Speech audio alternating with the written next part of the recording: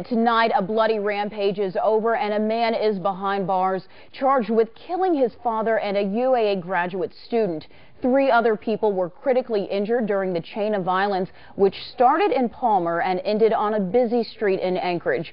28-year-old Christopher Erin Rogers confessed to all of this violence and in chilling charging documents. Rogers told police at one point he no longer cared and he just went looking for people to kill. CBS 11's Andrea Gusty walks us through the trouble, which all started yesterday morning.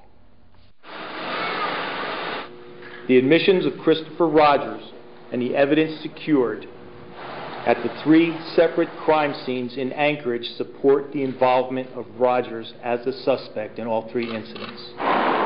It all ended this morning with the capture of 28-year-old Christopher Erin Rogers. Police say Rogers approached Tomish Niak while he was warming up his SUV about 7 a.m. and shot him multiple times. Rogers then takes off in the victim's SUV with cops behind and in front of him, slams into cop cars as they try to block him in, injuring one of them.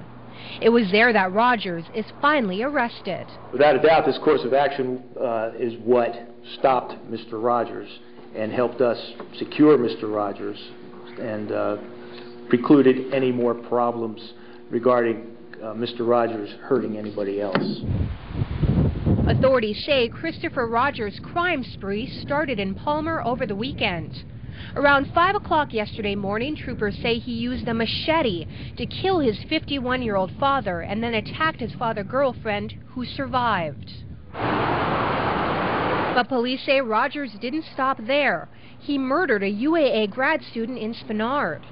27-year-old Jason Wagner was found slumped over the wheel of his Bronco yesterday morning, with the engine still running, a few hours after the machete attacks in Palmer. Then, at 8 p.m. last night, police believe Rogers shows up near Westchester Lagoon and shot Elizabeth Rumsey at least once in the back as she jogged on Chester Creek Trail. She was taken to the hospital where she remains in critical condition. The assistant district attorney says they're now looking into why he did this. Motivations seem to be personal and not, in the Anchorage cases, related to any of the Anchorage victims. Now, with Rogers' surviving victims all in critical condition, if they don't make it, he will face 3 more murder charges. Andrea Gusty, CBS 11 News. And in the charging documents, Rogers told police that he was angry because he felt his family treated him badly.